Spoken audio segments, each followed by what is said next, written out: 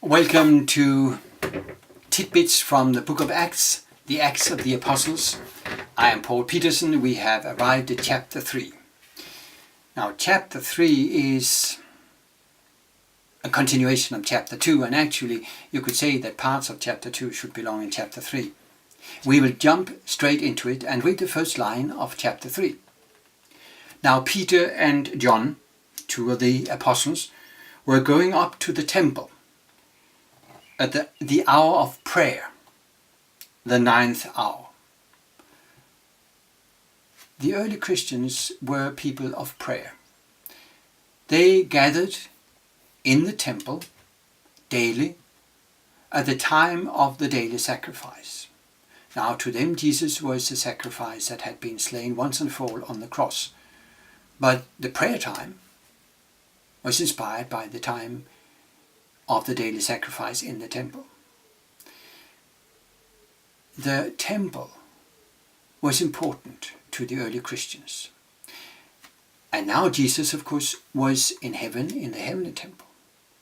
So looking at the service as illustrated in the temple, we understand more of the environment and the fellowship of the early Christians. They were gathered to pray, and I'm sure in those prayers there were many intercessor prayers, first of all, praying for others. They also shared bread with others, they shared with the poor, they divided among themselves, and they gave, and people would come to the early Christians for help. And of course they were preaching the message through the Holy Spirit. Now these three elements of their fellowship and their mission were illustrated exactly in the holy place of the temple.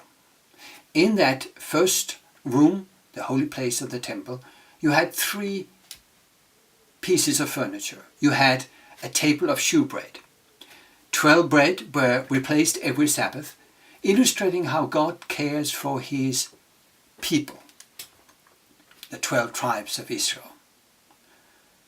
So the Christians, receiving the bread and the care of God, were asked to care for others. Then you had the altar of incense, where Jesus in heaven would be our intercessor. And so Christians who saw Jesus interceding for them would intercede for others.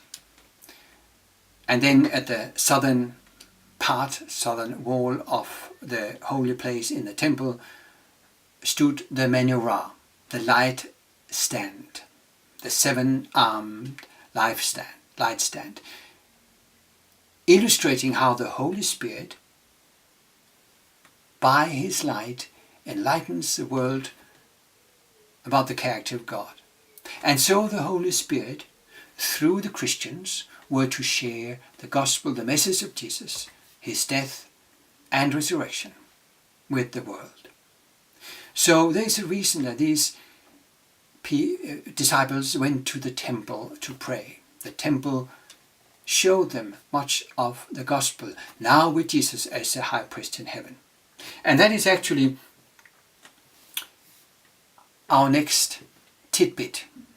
In the sermon that follows in the chapter, Peter takes up the thread from the sermon on the day of Pentecost. Much is repeated. The story of Jesus, his ministry, his death and resurrection. And then in this sermon, in verses 20 and 21, Peter speaks about the role of Jesus.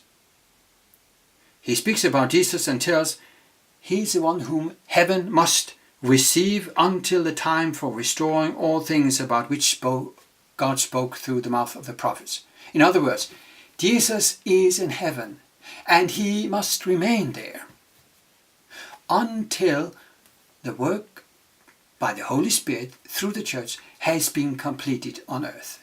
Jesus is in heaven, the Holy Spirit working on earth. Jesus is our high priest in heaven, interceding for us. The Holy Spirit works with us to intercede for others and to reach out to others by proclaiming the gospel through the power of the Spirit.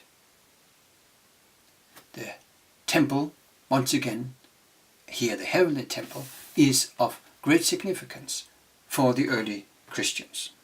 The last tidbit from this sermon that is actually interrupted. Chapter 3 is interrupted.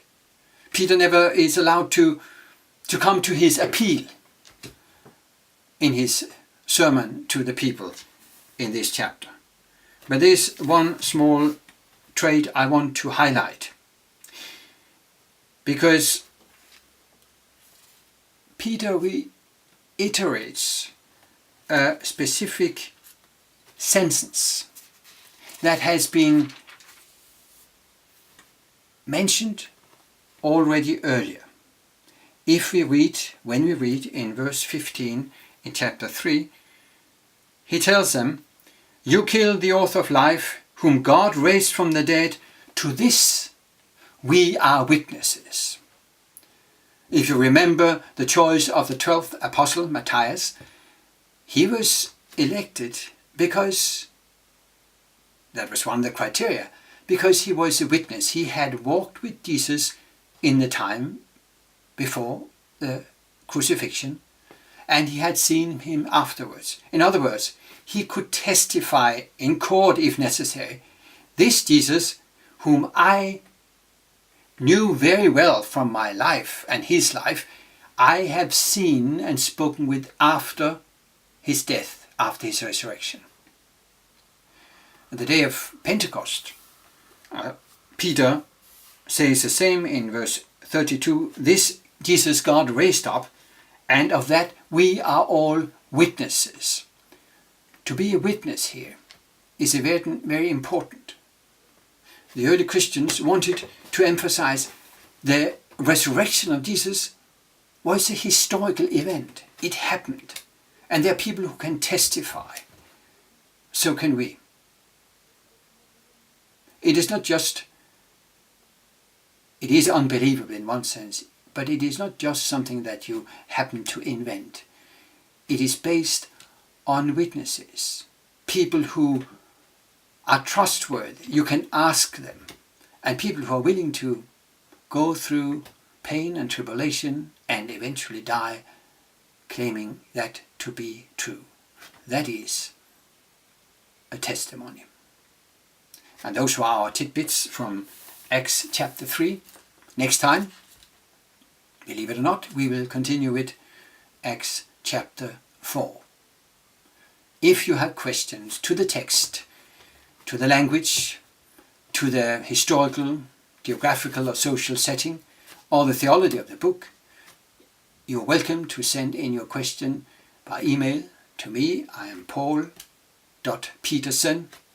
spelled E-N, at adventist.dk. Thank you for listening. I'm looking forward to see you again.